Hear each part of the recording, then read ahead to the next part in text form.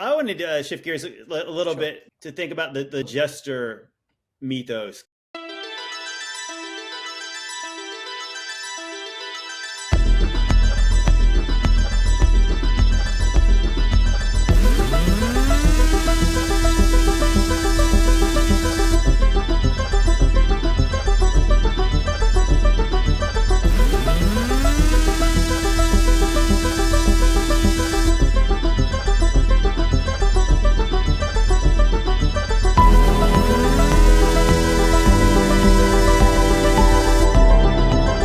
It's kind of like, again, like jesters and clown can kind of almost be like, you know, you can kind of use either interchangeably. Like the whole idea of like we see in like medieval times, like the royals had a court jester, and it's Mhm. kind of, it's like one of this like weird kind of things, like, and they dressed up, and it's interesting how they were dressed. Like I was even thinking about Loki having those kind of like his horns are kind of turned down, and you think about like the way the jester hats might look, and then they're typically depicted with like little bells or ruffles, and they have like it's almost like this duality aspect where they show like one half one color, they're wearing these checkerboard outfits.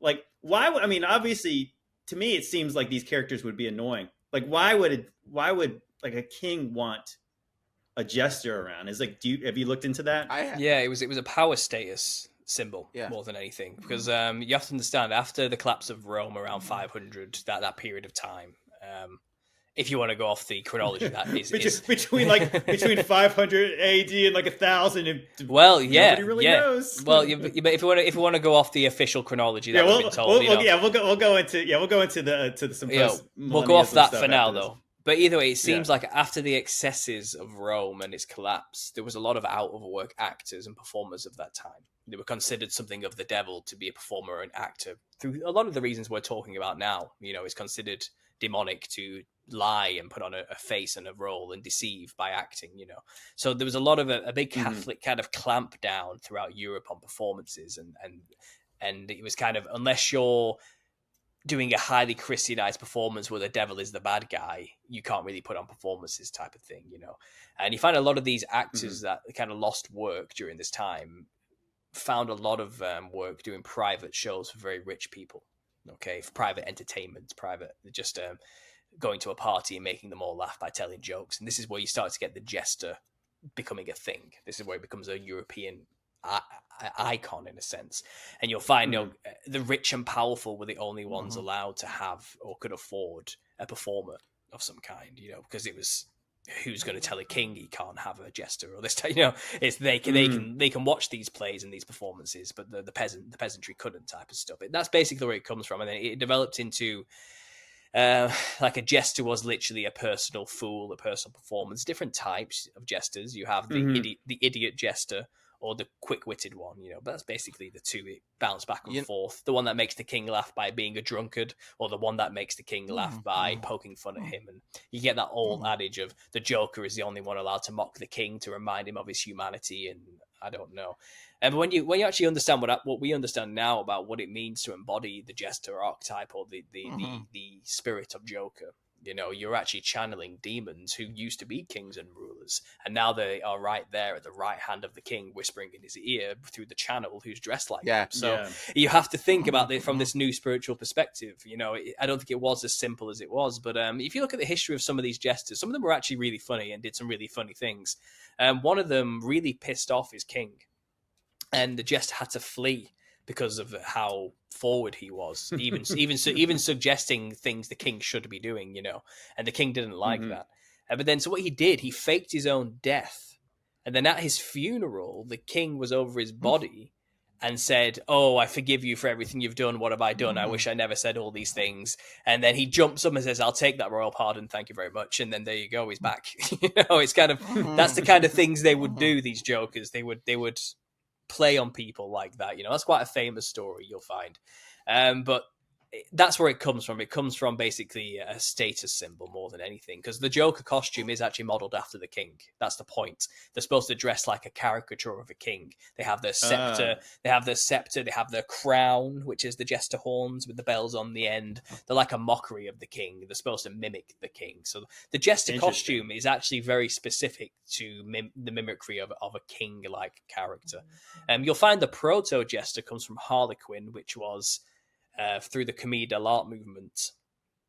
Well, actually, this is so that's where jesters come into early medieval period. So once you hit the 1600s, there's this introduction of a jester character called Harlequin into a very popular improv troupe for this all improvisation called the Commedia dell'arte. And the Commedia dell'arte were something that developed out of the same 1,000 years jesters were developing. They were traveling showmen who were trying to put on quick shows with quick makeshift stages in cities to try and make a quick buck before moving to the next place. They were always moving to probably avoid the law, to be honest, because obviously it was frowned upon to have these type of shows. But you'll find eventually they incorporated something similar to a jester into their character list. And this is Harlequin. Harlequin is actually modeled off after the Wild Man, which we were mentioning earlier. He was the giant Nephilim creature, which this traveling troupe noticed. Oh, because he's got a club, right? Yeah, the club is the slapstick, which the Harlequin gets to have, where he slaps the stage and changes. Well, so is that so? Where do you think that? Like, isn't that kind of obviously a major twist on it? The fact that now we have Harley Quinn, the Joker's girlfriend, and it's like some deranged female clown, which obviously is not really. It's a play on this character. It's a play on this character, because the Jefferson Harley Quinn in the Commedia dell'arte movement, he was introduced because they had noticed all these places they traveled to in Europe, they all have a wild man tradition. They all venerate the wild man. So let's incorporate the wild man into our plays so everyone will recognize this new stock character. Everyone knows what the wild man is, so we need that character in our plays. And he was meant to be the demonic character. That's his role in the play, in the improv. He is the demon who has the power to change everything with his slapstick just by whacking it on the floor.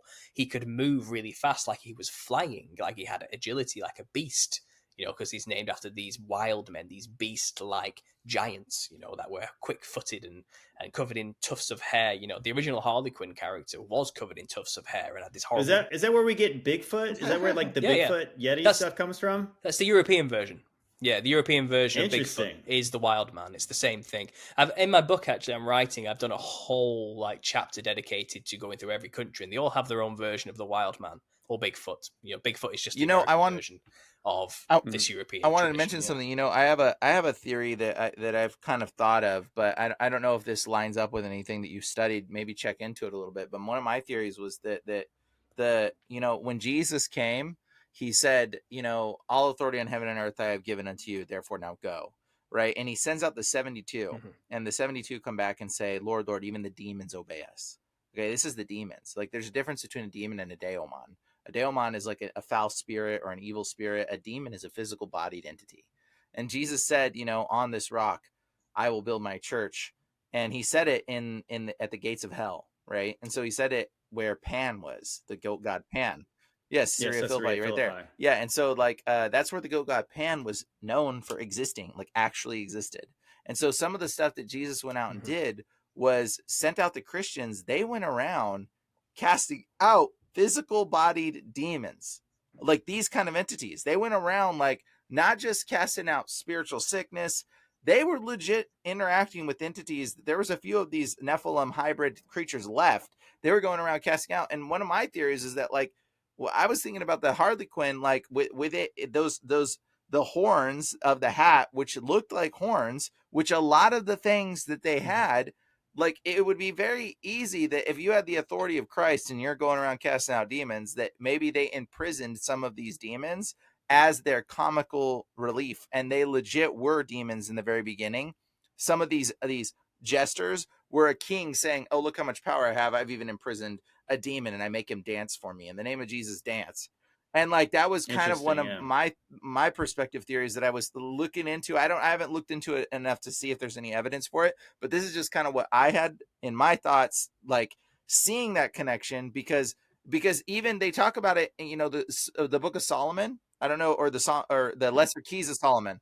Yeah, the the wisdom of Lesser Keys of Solomon. Solomon. It's an occult book, witchcraft book. Don't read it, but whatever. Anyways, like in it, he talks about how Solomon imprisons demons to work for him, to to build his Puts them to work. castle and do stuff. And it's almost like a reflecting image of the fact that if you're a king, you're so powerful, you can even imprison a Harlequin or a demon or this Nephilim thing with horns and make it be your little dancing monkey, because you have authority over it, because there was the authority of Christ that was given to us.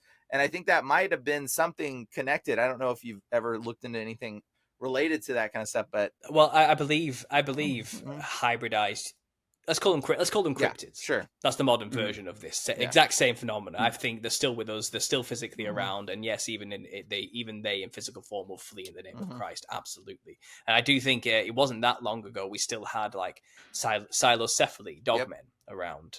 We had the blemmies, which are quite a popular one, where these chest-headed people were around. These strange, weird, manipulated humans of some kind all over the place. Wolfmen, dogmen, horsemen, mothman is another one. We got lizard men, reptile men.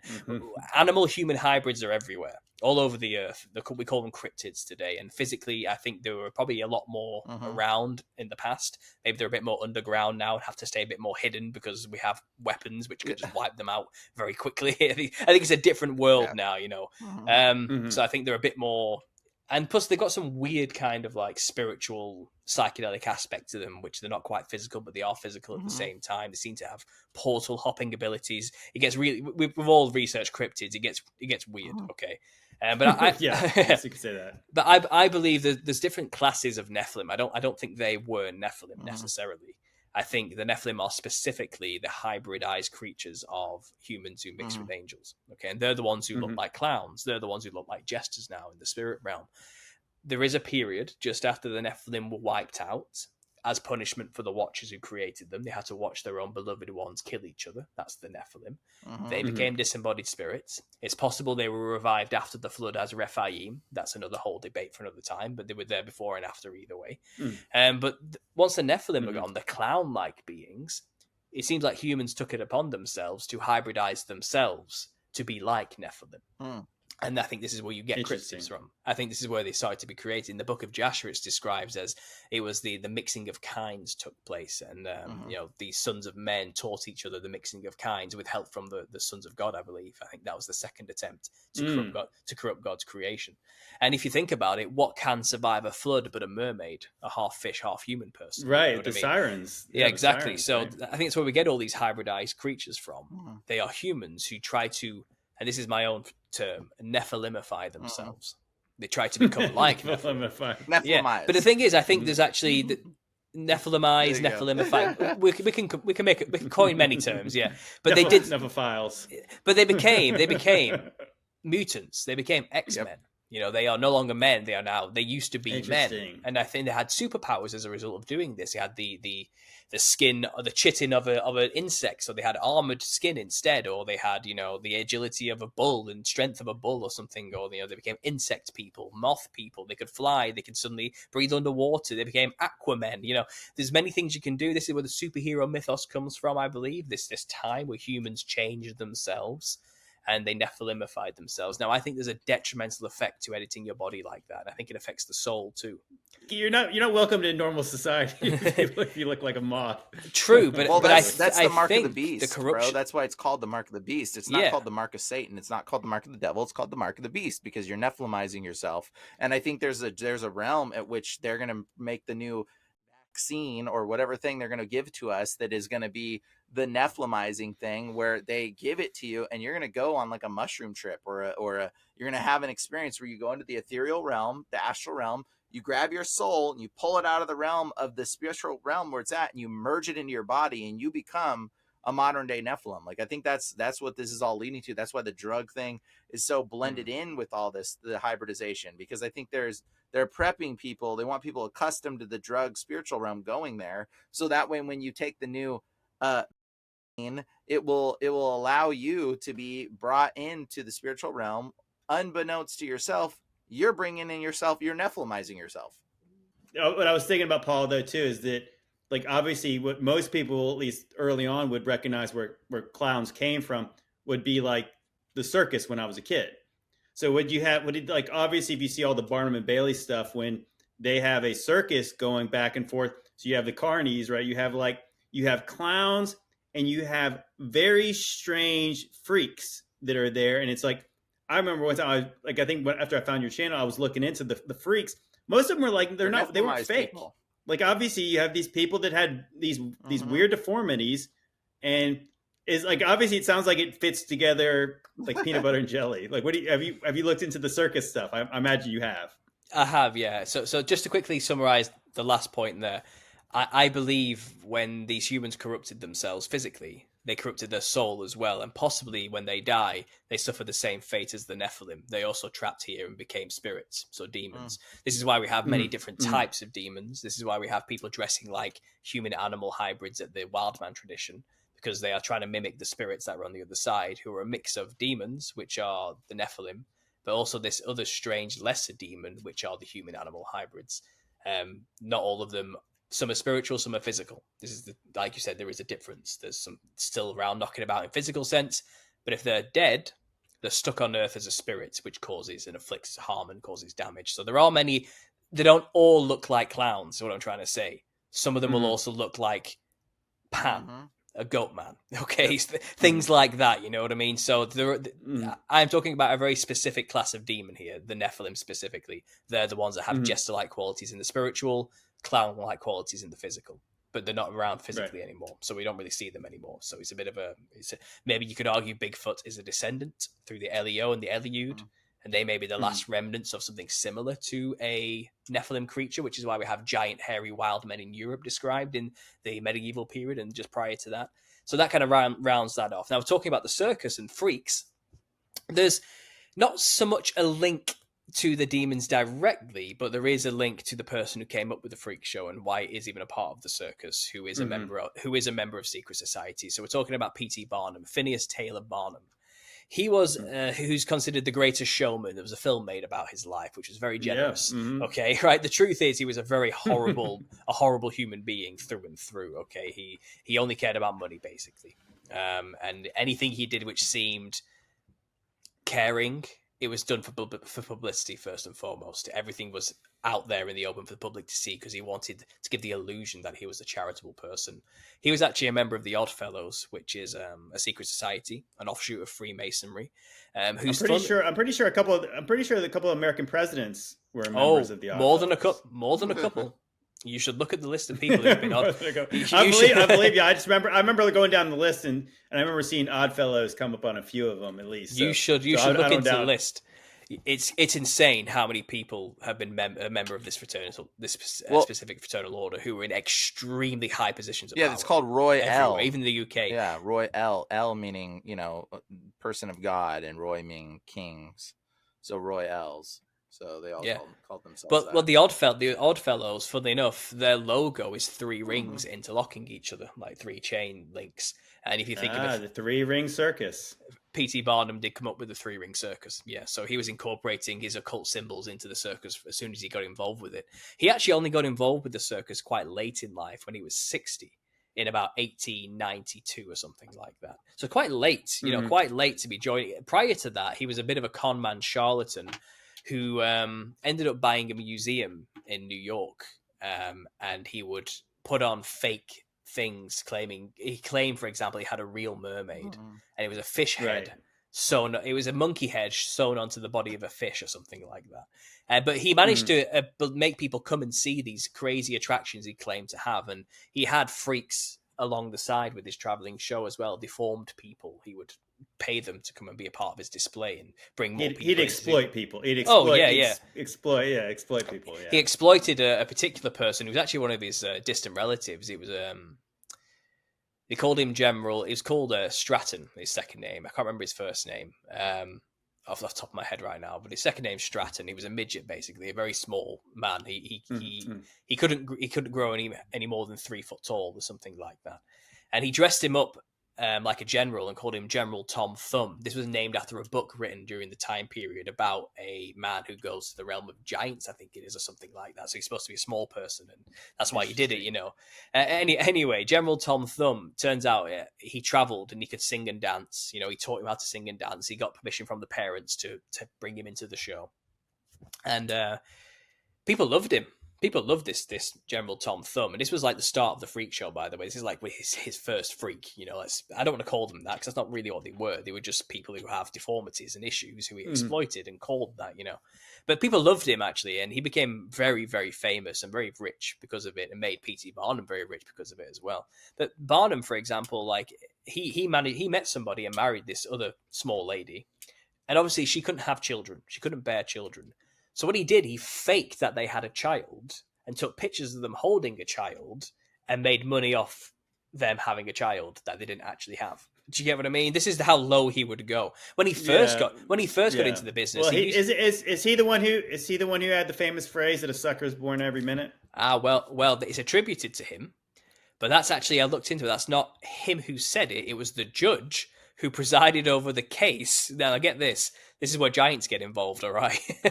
It turns out at the time there was this other showman who claimed to have the body of a real giant mummy, okay? P.T. Barnum then heard this story, made his own fake giant body, and said he owned it, and then went on to get people to come see his show of the real giant body, but it was a hoax. He made up a fake version. And the person who had the real body sued him for taking the limelight. So this went to court, and apparently the judge was like, just threw the case out and says, this is ridiculous. There's a sucker born every minute. So it's the judge who said that over how ridiculous that case was to begin with. So he got away with, again, conning people. But funny enough, this small person, General Tom Thumb, he became a 33-degree Freemason. Wow. He became a grandmaster. Yeah, and probably through his connections with P.T. Barnum, who got him into the fraternity, who was a high-level Oddfellow, I think they're all Freemasons. I think it's all the same thing. Albert Pike was an Oddfellow as well as a Freemason as well. Interesting. He was Charlie KKK star and everything, yeah. Charlie Chaplin was a member of the Oddfellows. Winston Churchill was Ulysses S. Grant. Many presidents, many statesmen, many high-performing actors as well have been members of this fraternity in particular. So, like I said, the original circus, years and 100 years before this, 70 years before this, was created by Charles Dibdin, a Freemason I mentioned earlier, who turned his horse trick circle into what's called the Royal Circus. So he brought that word circus into the vernacular to describe that particular type of show. Prior to that, they weren't called circuses. So a Freemason invented the word circus. Later on, an Oddfellow created the three-ring circus and incorporated his freak shows into it and made it more popular. You'll find the circus itself is a direct copy of Freemasonic rituals. So you have the ringmaster, that's Solomon, the ringmaster who used the ring to control the demons to build his temple, right. And what does a ringmaster do but orchestrate the performers or the clowns, the demons? He's the orchestrator of that, and it's a giant Freemasonic ritual just put into the public eye. So not only is the ringmaster a Solomon analog, but he is also the Grand Worshipful Master of the Lodge, who also wears a top hat. The Grand Worshipful Master of a Freemason ritual, the Grand Worshipful Master is the only one allowed to wear a top hat. No one else is allowed to wear a hat. Interesting. It's all connected. It's all connected. I was actually just thinking about it, like the way a guy like P.T. Barnum actually put this stuff out there. It's almost like that. Sometimes I believe like they put these things out there this is fake, so everybody would, now that when they would see clowns and freaks, they'd be like, this is this, that's that stuff that everyone gets fooled with, almost like what the devil would do is to try to put this stuff out there and make everyone not take it seriously. Oh yeah, absolutely. So that way, when you're saying I saw there's a dog man that lives in the mountains behind my house, they'd be like, oh yeah, you mean like the dog boy at P.T. Barnum's thing? Oh yeah, absolutely. I think that's the game they were playing. Trivialize the truth, make it something fun for the family and fictional and fake. through the circus, so they trivialize the whole ritual of invocating demons by turning it into something fun for the family and for the kids. They call it a circus, but really what it is a demonic invocation ritual directly copied out of Freemasonic lodges and modeled after ancestor spirit worship cultures as well. It's sinister how obvious this is. I mean, look, never mind P.T. Barnum. He eventually teamed up with the Ringling Brothers. The Ringling Brothers, every one of them, Freemasons. Yeah. The Grand Borough Lodge in Wisconsin is what they were all members of. Okay. Who else have we got? In fact, they all got together and did a big show. 10 circuses, all Freemason run, using Freemason companies who made the costumes for Freemason lodges and backdrops of Freemason logic rituals. All of them involved in making this giant spectacular called King Solomon and the Queen of Sheba. So King Solomon brought into it again, and it's talking. Really? Yeah, Okay. absolutely. And they all came together and did a huge, grand, spectacular show about this demonic whole event, and everything about it was just Freemasonic run from the beginning. And these are all every circus. They call themselves the Ringling Bros. Why do you think that is? It's nothing to do with them actually being brothers to each other. They're all members of the fraternity. They're all brothers of the fraternity. That's what you call them when you're a member of a Freemason lodge. You're a brother. Yeah.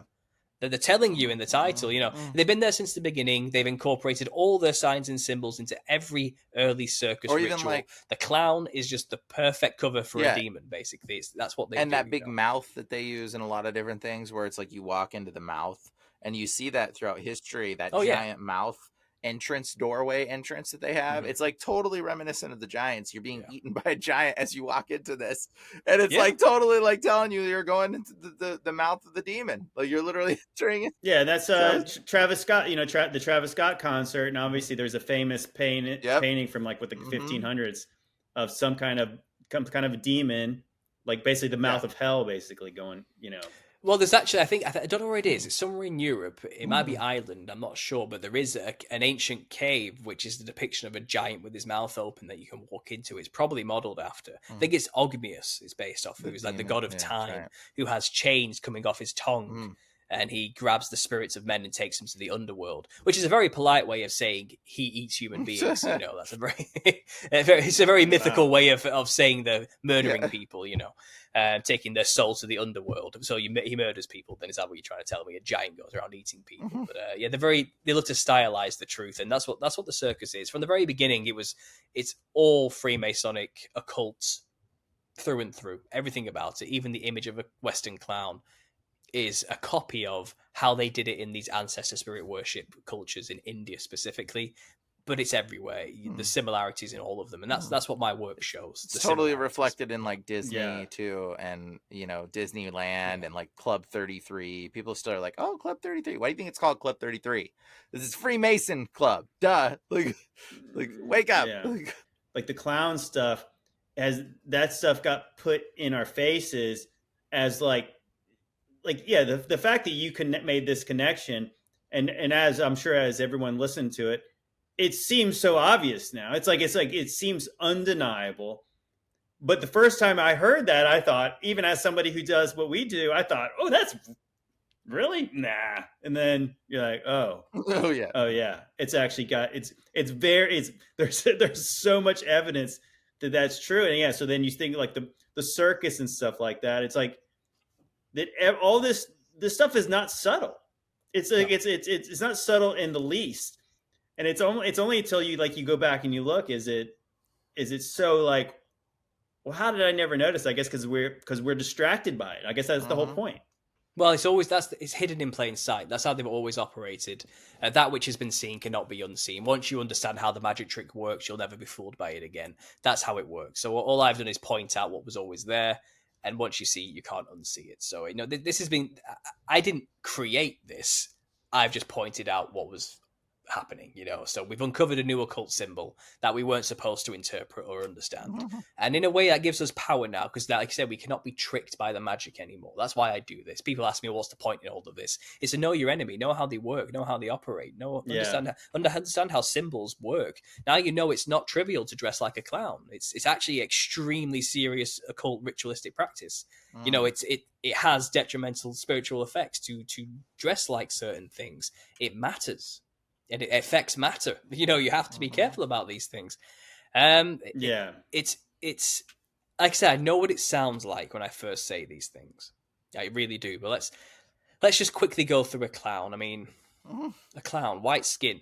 Most Nephilim depicted as having white skin, red around the mouth, cannibalistic in nature. But also, could you imagine a snake with lips? That would look pretty weird. Big red lips. You know, a snake can open its jaw. It can dislocate its jaw, in fact, to eat its prey. I believe the Nephilim had the same traits picked up from the feathery flying serpent seraphim parents. They had big, wide, grinned mouths, you know, that went up to here. And there's they a could open it dude really wide. There's a dude, his name's Terror. Have you heard of him? Terror? The man that can eat anything. He was like French dude who he could eat anything. Look him up, dude. He's very fascinating. It will connect you to that concept. He like had an insatiable appetite. Yeah. Okay, his name is Terror, where we get like the word terror. Okay, and he was this French dude who the military hired him to eat a box because he could eat anything. He ate he started eating children towards the end of his life, actually, and that's what ended up he went into a hospital and babies went missing. And this is an actual dude in history. But they gave him a box with a secret code in it, and he swallowed the box, and then he would like defecate it out and took it across lines. But he was like a traveling kind of circus guy that was like, oh, he could eat a million things. Watch him eat all this stuff. Yeah, so the mouth thing and all that, but he could dislocate his jaw was one of the things they said. It was like he could unhinge his jaw somehow to eat more, or his mouth. You will have to send me. Open. Yeah. Oh yeah. You'll have to send me a link to that name specifically, because that ties into my work perfectly. That's going in the book, so thanks for that. I'll give you a credit for that one. But yeah. But this is the point. So these are features, like everything about a clown is a caricature of the true features of these serpent-human hybrid Nephilim creatures, okay?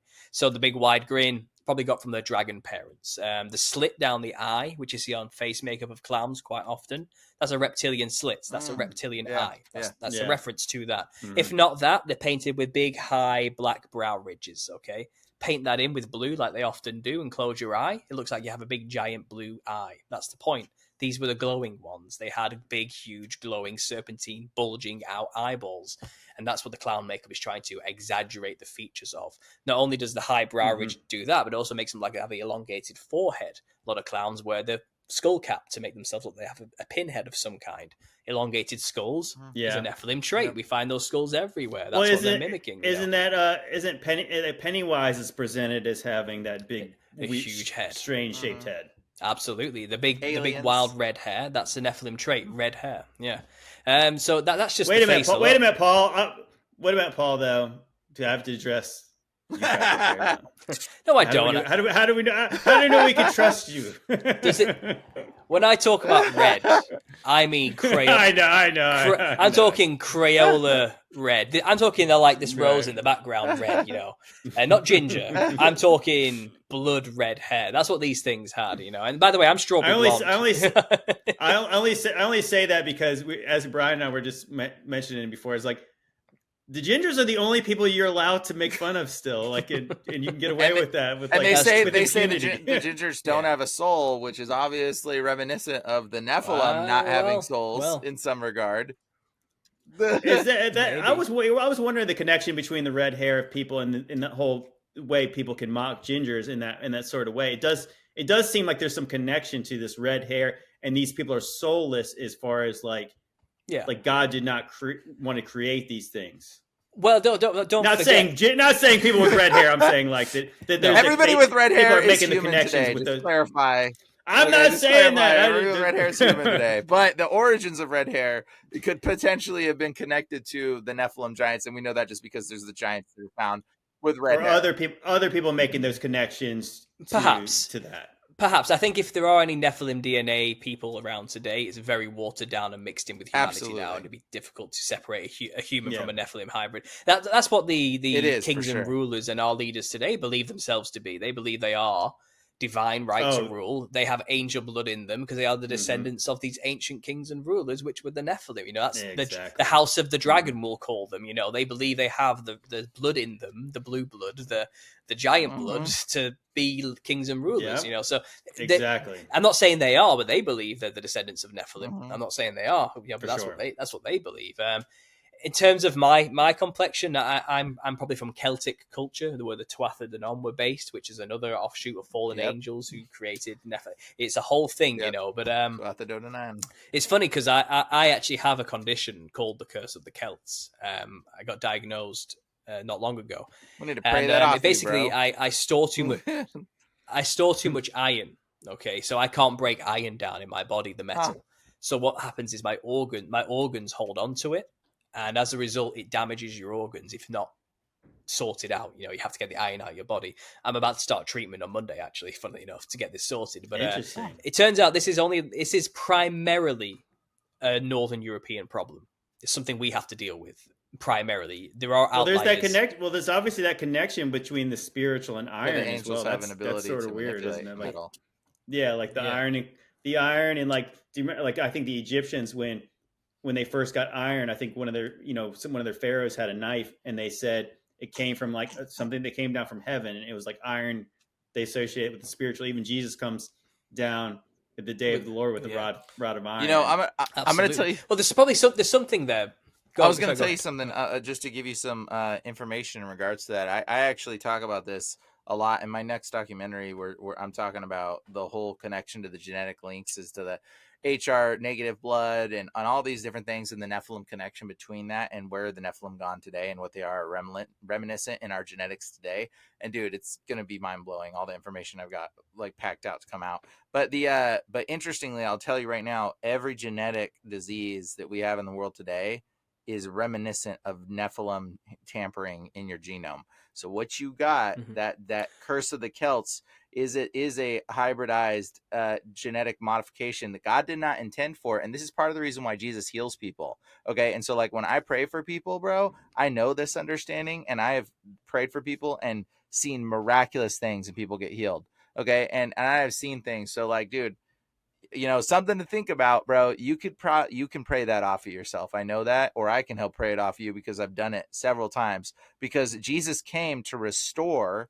This is part of why he wasn't just going around healing people for the sake of healing people. He was healing people from the destruction that the Nephilim and the fallen angels had corrupted in the genome of our society. And that was one of the authorities that we were given, was to command sickness to leave. Mark 16:17. These signs will follow those who believe. In my name, they will drive out demons. And it says they will lay their hands on the sick people and they will get well. So just a little tidbit there. If you want that to go, you can pray that thing off. I'm praying every day. I'm praying every day. And if you want to pray for me, I will not turn it down. Absolutely. But on the curse of the Celts thing, this does connect to the Nephilim actually more so than you think it does. It turns out now it's a part of the same condition, but not everyone who gets this has this problem. But we're talking about the red nose of a clown. Where does that come from? Why do we have red noses on clowns?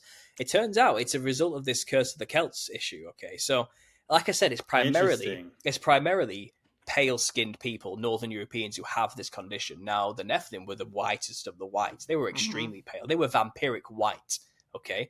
And they had this problem, I believe, and this is why I believe this, because in extreme cases, and you talked about it earlier, you know, when people get drunk, they get red cheeks and a red nose. Okay, now that's actually a myth, okay? People who have hemochromatosis or the curse of the Celts, they can develop what's known as a rhinophyma. And that's when the nose starts to grow and gets bulbousy and large red and pus-filled, and it gets bigger and bigger and bigger, and it becomes a big round red painful nose on the tip of the face. That can develop in extreme cases of rosacea and hemochromatosis, okay? And again, it's primarily an extremely pale-skinned problem.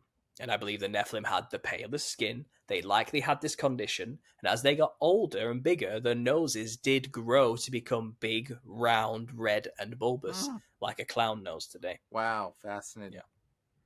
And we know they had big feet because they were giants. Absolutely, yeah. And stilts, and clowns are often on stilts because they're representing giants. Clowns have psychedelic coloured patterned clothing because serpents have psychedelic pattern coloured skin. They're the most psychedelic of animals, reptiles, are insane. So are amphibians and insects, which are probably other hybridized things from the angelic parents, animalistic features.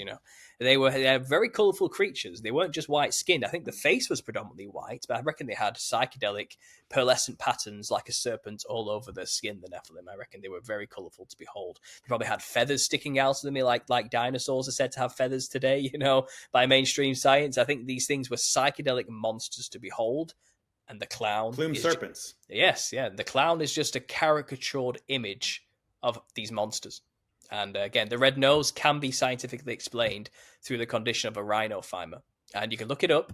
Humans have it. Big red bulbous noses like a clown. Wow. And the only way to get rid of it is to shave it off. So, Paul, as I say, as we wrap this up, I wanted, because if you are working on another book, and you probably have heard this, but I did a video a while back connecting some comic book characters to either Nephilim or demons. Yeah. And I mentioned that the Batman himself embodies a spirit of fear that he projects onto basically the bad guys. Mm-hmm. And he uses fear as a weapon. And it mentions in the comic books that obviously he embraced his fear. But so like people are saying, oh, you're reaching. But anyways, I did some research, and there was a Wonder Woman comic, I guess probably from like the early 80s, where it was all wrapped in, obviously she's wrapped in Greek mythology. Well, they actually they had the Joker and Batman in that, and they epitomized the brothers or the sons of Ares. And so here's Batman and the Joker depicted as Deimos and Phobos. So the Joker is where we get the word demon from the Greek Deimos. So that's who the Joker is. He's the demon, and then Batman, his twin brother, embodied the spirit of fear, which obviously Phobos is the Phobia. twin of Phobia another demon. Oh yeah, Phobo, yeah, the spirit of fear, and I think Deimos was like the spirit of like terror. Mm-hmm. Yeah, well, Batman is a human-animal hybrid reference as well. Yeah, so it's all there. Yeah, had you ever seen that where the Joker's represented as Deimos? I have not, but I did see an episode in an alternative universe in a comic where the butler becomes the Joker character in order for Batman to have an enemy, because he kind of needs the Joker. That's kind of the back and forth they always have. They need each other, Oh, right. And funny enough, when he puts on the makeup of the clown, he gets possessed and starts laughing hysterically and becomes the Joker, and it's like he's going through a possession ritual. So I think they go through these points of dressing like a clown is demonic in everything, including well, you've just shown me. Right, and it's interesting too. It's like that obviously if you think of like Mars or Ares, think an angel. His sons, his twin sons, are demons. Absolutely, I think all the pantheons are just fallen angels manifesting or naming themselves something different wherever they go. Don't forget there were 200 Watcher class angels involved in the initial, creating the Nephilim. And that means every part of the earth was covered in a pantheon of angels pretending to be gods among men, and coming up with all sorts of lies just to get people to focus on them rather than God. It was insane, and they had a lot of offspring, demigods, and half human, half weird looking reptile monsters everywhere. And it was a crazy time, a terrible time, pre and post flood. I reckon they were playing at it for a long time. I don't think it was just in the antediluvian age. There's certainly a lot of weirdness, and obviously as we went down the clown rabbit hole today, obviously that much is true. But anyways, Paul, we really appreciate having you on.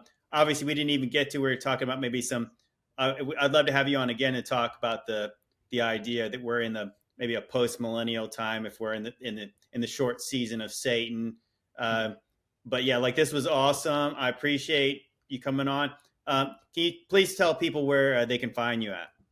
Sure. So I'm on YouTube predominantly. Just look up Understanding Conspiracy and you'll find me. I am also on Twitter as well and Instagram, but I don't really use them very often, to be honest. I'm on YouTube, so come over there and come check it out. This is awesome. Love this episode. This is great. This is one of the funnest ones we've done, I think. I liked it a lot. Yeah, your wealth of knowledge, brother, and I appreciate it. Anyways, guys, check out Paul, follow him on YouTube. Obviously, hopefully we connect again and we talk about lots more other crazy things. But you're going to be on Instagram soon, Paul. Just FYI, because I'm going to cut some reels and I'm going to tag you in it. So we'll try to build your following up on there. Yeah, sure thing. Absolutely. I do go on Instagram. I don't post them there as often as I should. That's on me. That's on me, you know. But absolutely, I look forward to it, guys. It's been a great conversation. I've in terms of the clown theory, we have literally just scratched the surface here. Go to my channel; it gets way deeper. It gets terrifyingly deep. There's only so much you can say in an hour and a bit, you know. But yeah, it's been good. Appreciate you guys. God bless you all. Love you.